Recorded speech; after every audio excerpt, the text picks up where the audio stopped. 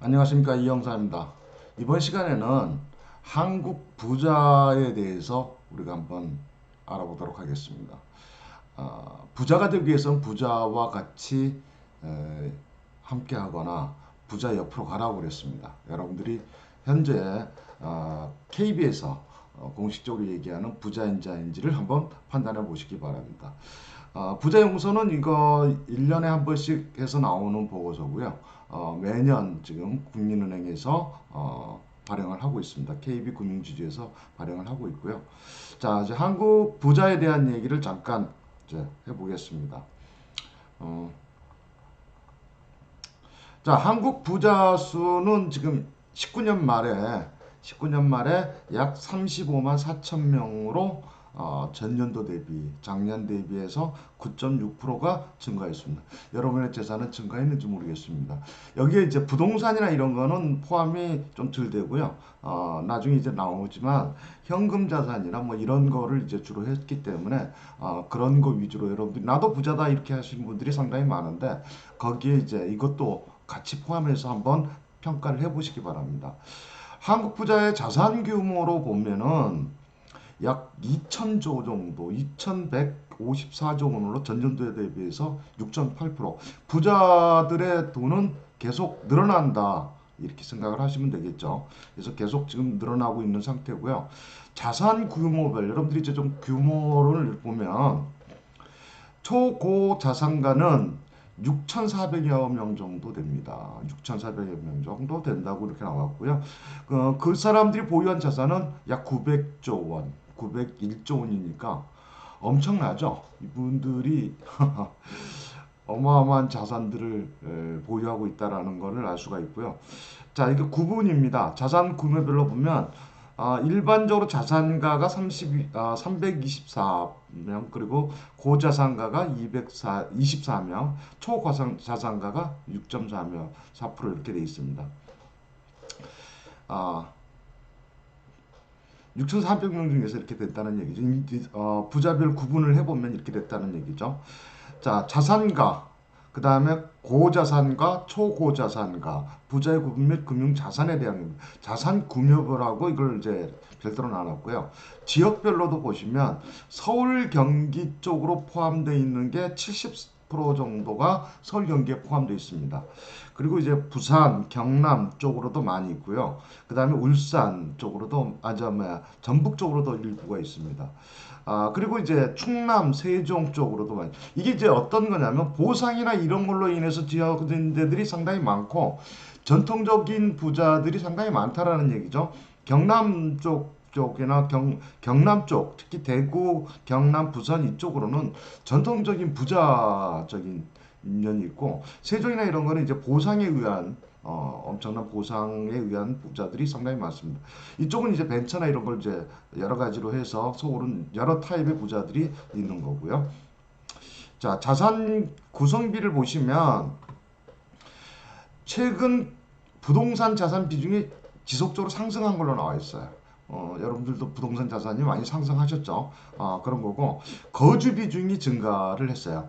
빌딩 상가 비중은 하락을 하고 빌딩이나 상가 비중들은 이분들은 지금 좀 아니다라고 생각을 하는 거죠. 거주 부동산에 대한 거. 그래서 지금 우리가 얘기하는 강남이나 이런데 아파트 값이나 이런 것들이 상당히 증여나 이런 걸로 가격이 뭐 끊임없이 올라가는 게 이 사람들의 영향 아닌가 이렇게 생각합니다. 그러니까 여러분들이 이제 이 사람들의 영향값이 굉장히 크다라고 볼 수가 있는 거죠. 그 다음에 거주에, 그 다음에 빌딩 상가는 상당히 많이 줄어든 거를 볼 수가 있습니다. 이게 이제 지난 게 19년 자료고 붉은색 이쪽이 올해 자료인데 작년도 비해서 굉장히 많이 줄었죠. 상가 빌딩 이런 거를. 그러니까 지금 꼬마 빌딩이나 이런 거를 이제 가질 사람은 어느 정도 가졌고 그 다음에는 이제 별로 그렇게 도움이 안 되는 거다 이렇게 생각을 하는 거죠. 토지 임야나 이런 것도 상당히 좀 많이 줄어가는 편이라는 걸 보죠. 그러니까 우리가 얘기하면 장기적인 투자적인 것보다 이제 거주 부동산 쪽으로 굉장히 많이 늘었다라는 거를 여러분들이 볼 수가 있어요. 그 다음에 유동성을 또 많이 확보하고 있다. 여기 보시면 유동성적인 면에서 유동자금을 굉장히 확보하고 있는 거 볼 수가 있어요. 그러니까 여러분들이 앞으로 이분들이 지금 유동성에 대한 거가 굉장히 많이 심각해질 거다라고 보는 거죠. 장기적인 금융투자처에서 보시면 주식을 지금 제일 많이 선호하고 있습니다. 주식을 제일 많이 선호하고 있고요. 주식에서 지금 제일 많이 나오는 것 같다라는 생각합니다. 지금도 부동산도 부동산이지만 주식에 대한 게 부동산의 규제가 너무 심하니까 부동산에 대한 게 굉장히 이제 좀 많이 지고 자식들을 위한 자녀들을 위한 이제 부동산이나 이런 거 말고는 나머지는 거의 주식으로 지금 많이 가고 있다라는 게 지금 확연히 드러나고 있죠.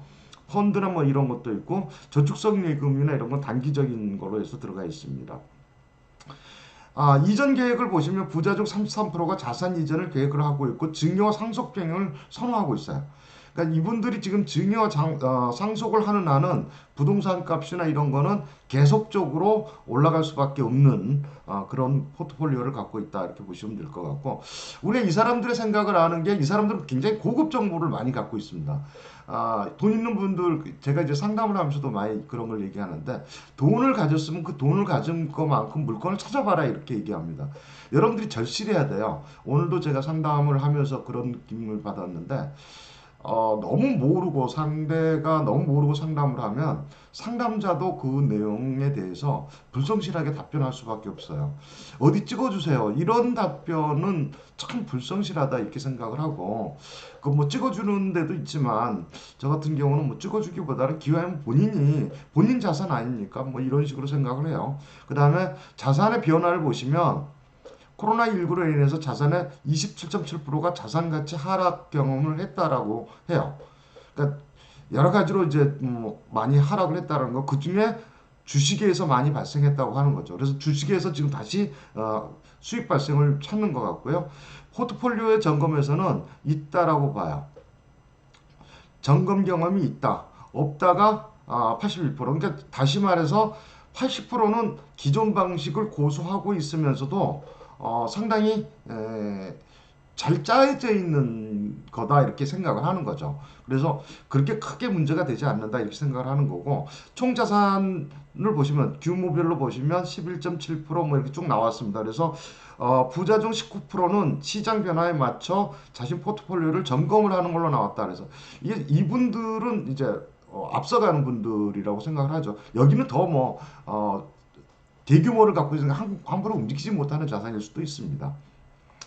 자, 그 다음에 이제 한국의 부자 보고서는 이렇게 나와요. 이제 그 총괄적인 얘기를 먼저 했고요. 그 다음에 한국의 부자 보고서는 11년부터 매년 금융자산, 현금 및 예적금, 보험, 주식, 채권 등을 금융투자 상품에 예치된 자산의 합이 10억 이상을 보유한 개인을, 그러니까 10억 이상을, 그러니까 여러분들이 소유한 부동산이나 이런 거, 특히 이런 쪽은 여기서 많이 빠졌죠. 근데 여러분들이 지금 이제 실질적으로 부동산 부자들이 굉장히 많이 발생을 했기 때문에 이 조사가 지금 맞지는 않다고 봐요. 그래서 앞으로 이제 KB에서 나올 게 그런 거 부동산 자산까지를 한국감정원에 의한 부동산 자산까지가 나와야 되는데, 그거는 아마 개인정보나 이런 것 때문에 쉽지는 않을 거다 이렇게 봅니다. 공개된 자료가 아니기 때문에요.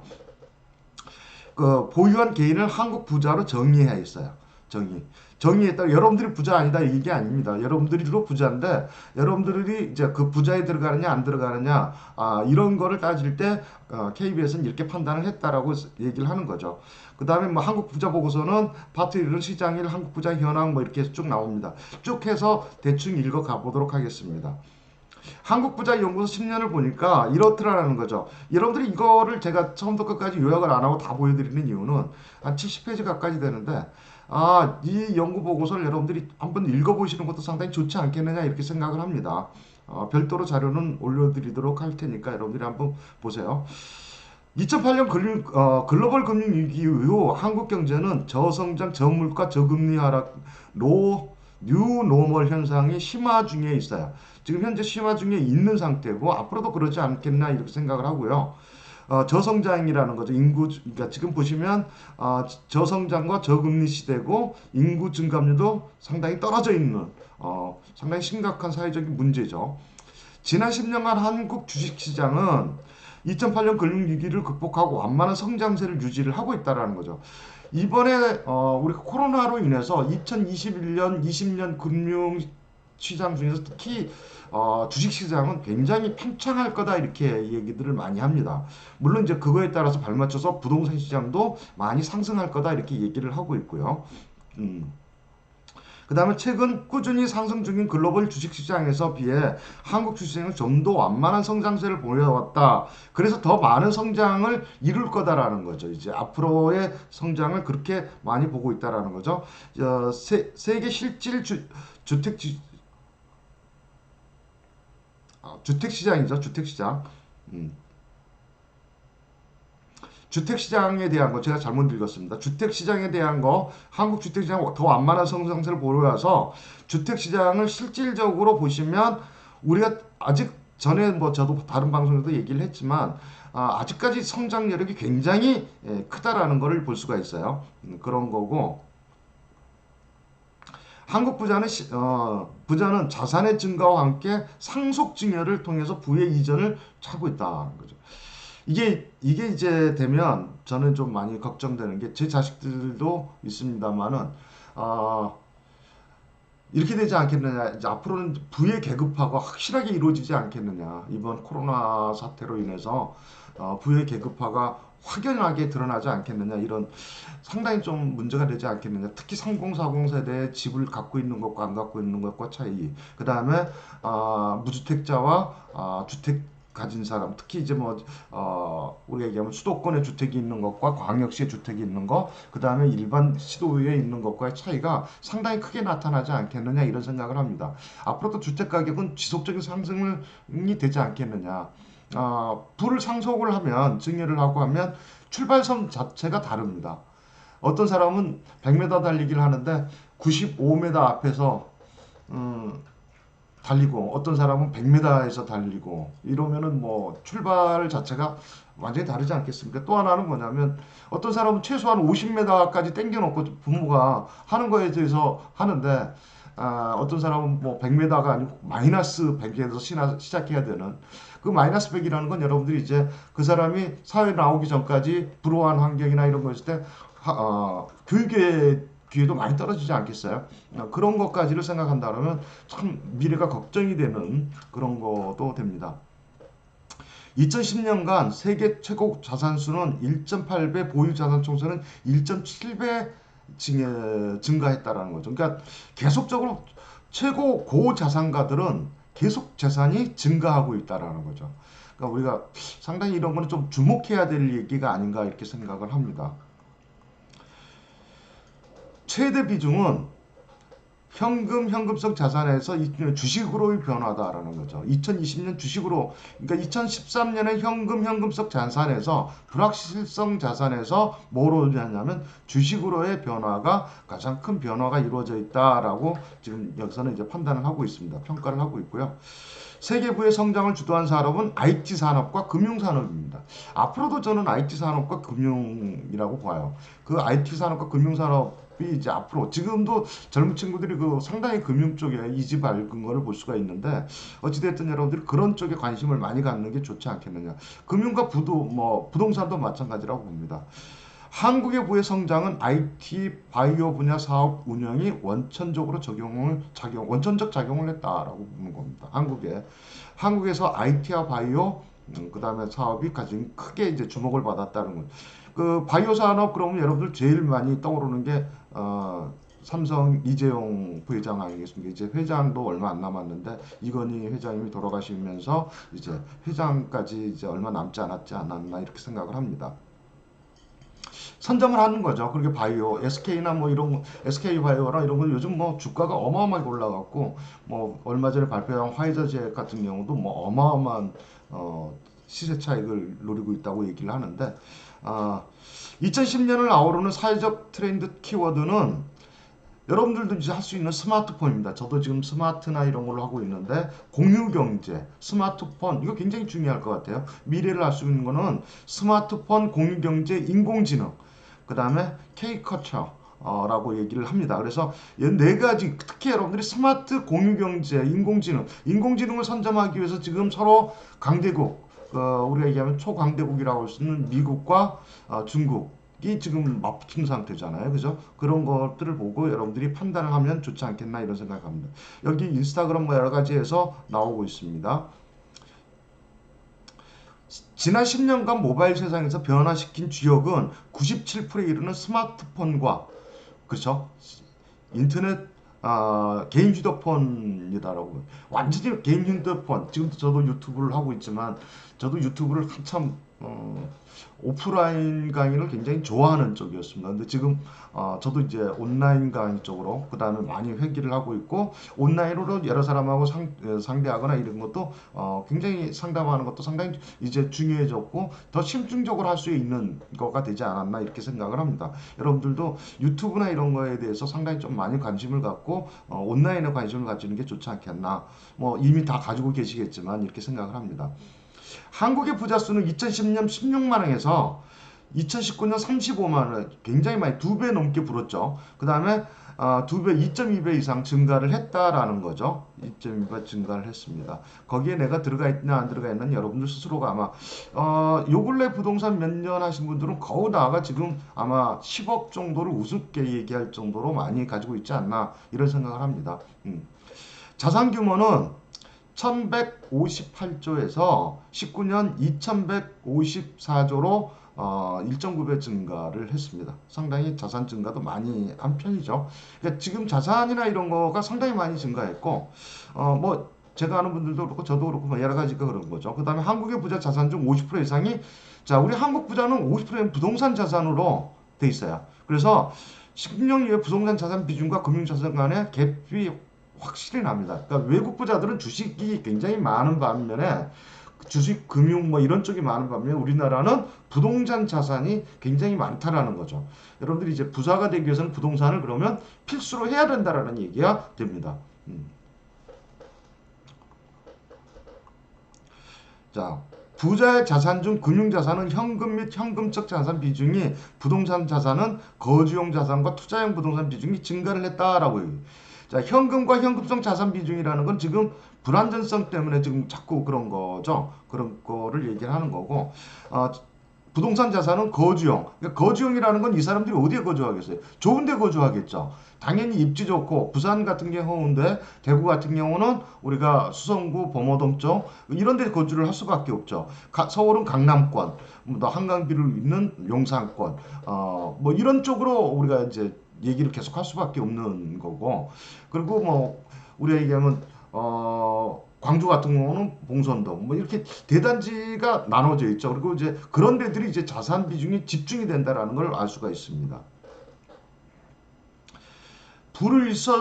한국 부자가 부를 이룰 수 있던 원천은 2011년 부동산 투자에서 2011년 똑같이 지금 2019년 21년을 보면서 부동산 투자에서 2020년 사업 수익으로 변화가 됐다라는 거죠. 그러니까 기본이 부동산 투자에서 일어났다는 건 우리는 어쩔 수 없습니다. 19년도 마찬가지고요. 2015년부터 시작을 해서 지금까지 부동산 투자가 막대한 영향을 미치고 있다는 것도 사실입니다.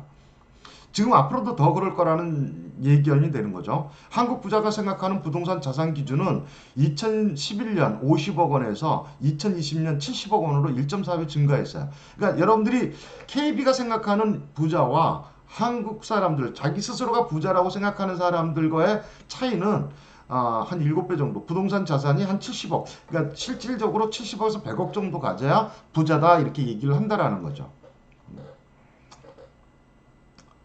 자, 부자의 투자 성향은 안정지향적이 감소하고 적극지향이 증가를 했어요. 다시 말해서 옛날에는 안정성에 투자를 하고 뭐 이랬던 것들을 지금은 적극성적으로 그게 어떻게 되냐면 상속증여하고도 굉장히 밀접한 관계가 있지 않느냐 이런 생각을 합니다. 그게 그 중에 상당 부분이 이번에 코로나 이후 그다음에 이제 대표적으로 풀리면서 여러 가지 자금들이 국가에서 풀리면서 그 자금들의 흐름에 따라서 지금 주식과 특히 부동산으로 많이 쏠리고 있지 않느냐 이렇게 생각이 듭니다. 부자들의 10년 전에 비해서 금융투자에 대한 지식 수준이 낮아졌다고 생각을 하는 거예요. 부자들은 10년 전에 비해서 금융투자에 대한 주식 수준이 낮아졌다고 생각을 해요. 근데 실질적으로는 아닙니다. 상당히 높아졌어요. 주식을 많이 했던 사람들이 많이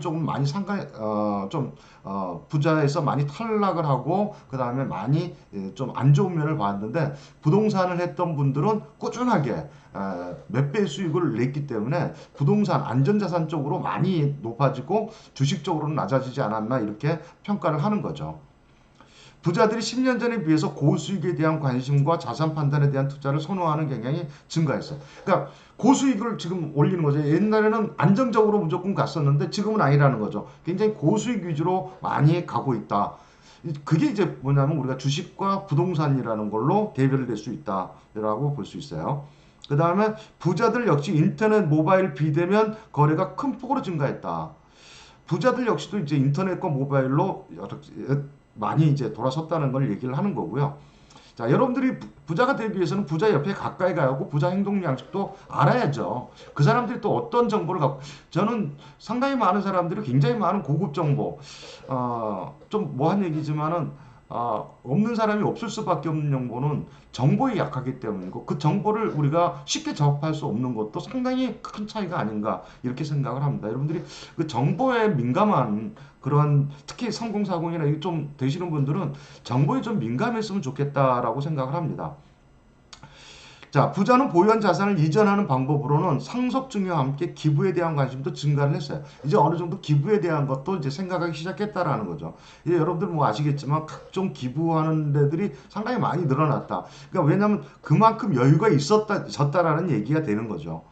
자산을 물려주는 대상은 자녀가 압도적이나 10년 전에 비해서 배우자나 손자, 손녀, 피상속인이 크게 증가. 그러니까 우리가 쉽게 얘기하면 이제는 자식만 갖고 불완전하다. 그래서 누구까지 손자, 손녀를 아예 우리가 얘기하면 100m 달리기 앞에서 50m를 앞당겨서 세워놓겠다라는 게 이제 굉장히 앞서가는 거죠. 왜냐하면 자식 자녀들에 대한 거를 신탁도 그래서 많이 이제 증가를 하고 있거든요. 제가 아는 분들은 많이 신탁을 했는데 자식들을 믿을 수가 없다라는 거죠. 내 자식까지는 믿을 수 없지만 손자 손녀가 그래도 50m 이상 앞에서 나갈 수 있게 미리 자산을 해놓으면 상당히 유리하지 않겠느냐 이런 생각을 하고 이제 부자들이 그만큼 이제 부가 쌓여 있다는 얘기도 됩니다. 거기까지도 줄 수 있는 부가 쌓여 있다. 10년 전에 비해서 부자들 상속증여 자산이 금융 자산이 증가를 하고 있어요. 상당히 이것도 이례적인 일 중에 하나입니다.